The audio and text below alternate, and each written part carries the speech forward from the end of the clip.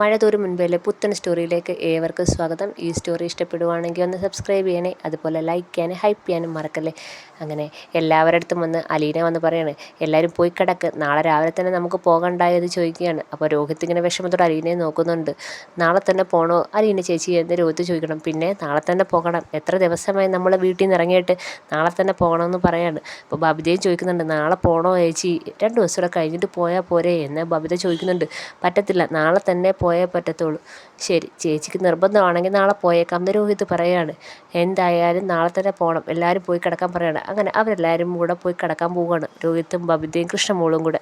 അപ്പം ഇത് കാണുമ്പോഴത്തേക്ക് മാമച്ചായനും ഗ്രേസ്യമ്മയ്ക്കും നല്ല വിഷമം വരുന്നുണ്ട്. അപ്പോൾ ഗ്രേസ്യമ്മ പറയുന്നുണ്ട്, എല്ലാവർക്കും ഇവിടുന്ന് പോകാൻ നല്ല വിഷമമുണ്ടെന്ന് തോന്നുന്നു എന്ന് ഗ്രേസ്യമ്മ പറയുന്നുണ്ട്. അപ്പം അലീന പറയാണ്, അത് ഞാൻ ആ വീട്ടിൽ നിന്ന് പോകുന്നത് ഒരു കാരണമാണ്, മാത്രവുമല്ല വീട്ടിലെ സാഹചര്യത്തിൽ നിന്ന് മാറി നിൽക്കുന്നത് ആദ്യമായിട്ടല്ലേ, കുറേ നാളിന് ശേഷമല്ലേ അവർ 3 പേരും ഒരുമിച്ച് ഒരു സ്ഥലത്തേക്ക് മാറി നിൽക്കുന്നത്.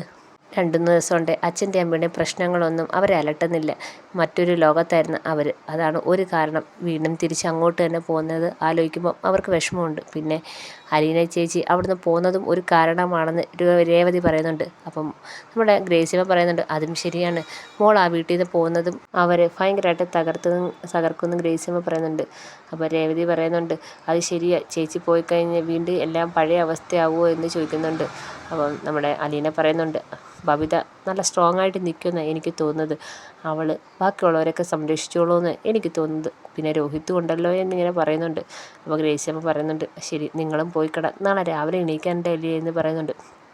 അങ്ങനെ അലീന രേവതിക്കുട്ടിയെ വിളിച്ചുകൊണ്ട് പോവുകയാണ് മുറിയിൽ. അപ്പം ഗ്രേസ്യമ്മ അവിടെ വന്നിരിക്കുകയാണ്. അപ്പം മാമച്ചായൻ്റെ അടുത്ത് പറയുന്നുണ്ട്, പിള്ളേർക്കെല്ലാം നല്ല വിഷമമുണ്ട് ഇവിടുന്ന് പോകാൻ, നമുക്കും അതുപോലെ അല്ലയോ, കുറേ ദിവസം ഈ വീട്ടിലൊരാളും അനക്കവും ഒച്ചയൊക്കെ ഉണ്ടായിരുന്നു, നാളെ മുതൽ പഴയ പോലെ ആവത്തില്ലേ എന്ന് പറയുകയാണ്.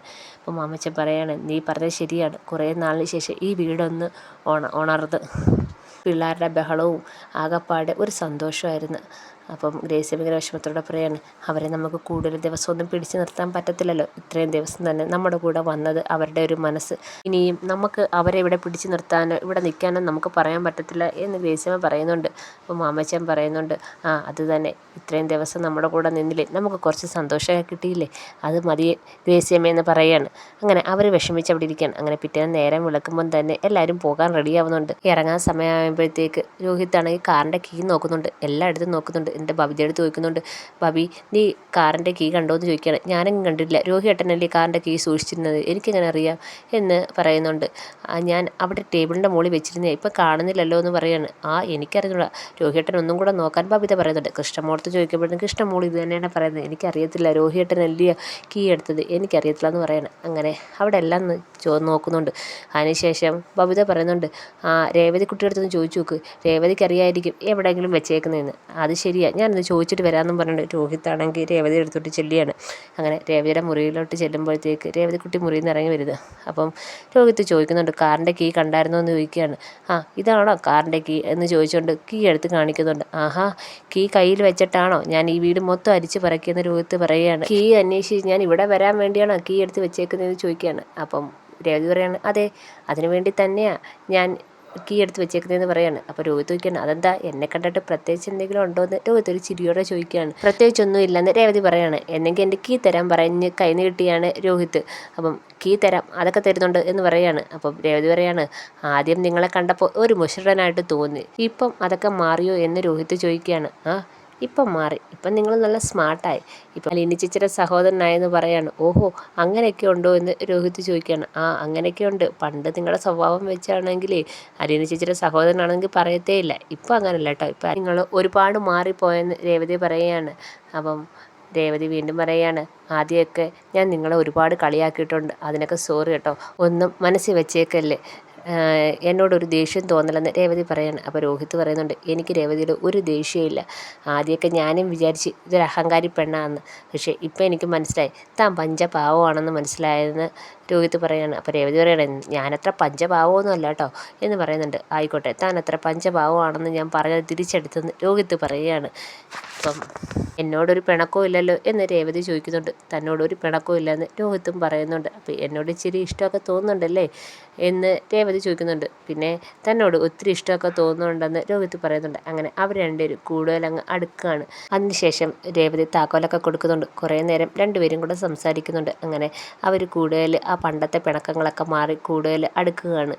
അതിനുശേഷം എല്ലാവരും അവിടുന്ന് ഇറങ്ങാനായിട്ട് ഹാളിലേക്ക് വരികയാണ്. അപ്പോൾ മാമച്ചായനും ഗ്രാസ്യമ്മയും കാത്തിരിക്കുകയാണ്. എല്ലാവരും റെഡിയായിട്ട് വരികയാണ്.